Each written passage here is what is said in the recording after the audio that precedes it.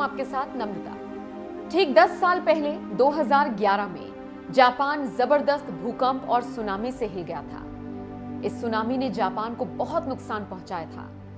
हजारों लोगों को अपनी जान गंवानी पड़ी थी, तो वहीं बहुत से लोग लापता हो गए थे। लापता होने वाले लोगों में यासुओ ताकामात्सु की पत्नी यूको भी थी।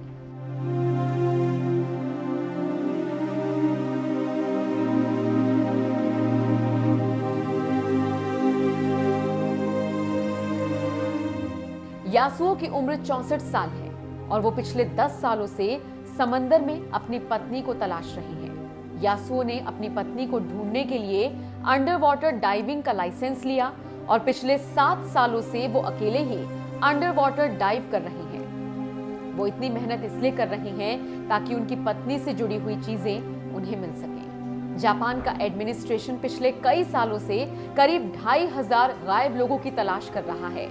इसके लिए अंडर वाटर सर्च अभियान चलाया जा रहा है और इस अंडर वाटर सर्च अभियान से यासुओ पर्सनली जुड़े हुए हैं। हर महीने वो स्थानीय प्रशासन से संपर्क करते हैं और फिर इस सर्च अभियान में हिस्सा लेते हैं। यासुओ को अब तक पानी के अंदर कई कपड़े, एल्बम और बहुत सी चीजें मिल चुकी हैं, लेकिन दुर्भाग्य से इसमें से कोई भी चीज उनकी पत्नी से जुड़ी नहीं है।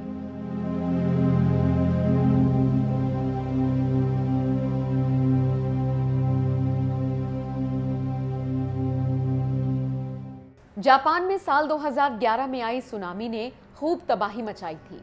700 किलोमीटर प्रति घंटे की रफ्तार से 133 फीट लंबी लहरों ने जापान के उत्तर पूर्वी कोस्ट को हिलाकर रख दिया था। फुकुशिमा न्यूक्लियर प्लांट को भी नुकसान पहुंचा था। इस सुनामी में 15,000 से ज्यादा लोग मारे गए थे और 2,30,000 से ज्यादा लोगों को अपनी जान बचाने के लिए अपने घरों को छोड़कर जाना पड़ा था। इस सुनामी के दौरान यासुओ अपनी पत्नी को लेकर चिंतित नहीं थे, क्योंकि उनकी पत्नी जहां काम करती थी वो एक पहाड़ के पीछे था। बैंक के स्टाफ ने खतरे को देखते हुए बैंक के कर्मचारियों को दूसरी जगह शिफ्ट कर दिया था, लेकिन सुनामी की रफ्तार बढ़ती जा रही थी। इसी के साथ बैंक के कई कर्मचारी भी इसमें डूब गए। इसी में यासुओ की पत्नी भी थी। उनकी बॉडी अब तक लापता है।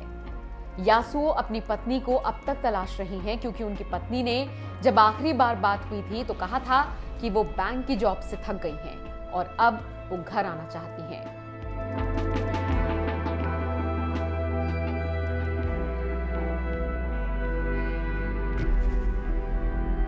यासुओ आज भी मानते हैं कि उनकी पत्नी जापान में आई सुनामी के 1 दशक बाद भी घर लौटना चाहती हैं। यही एक कारण है जिसके कारण वो अपनी पत्नी को मरते दम तक खोजना जारी रखना चाहते हैं।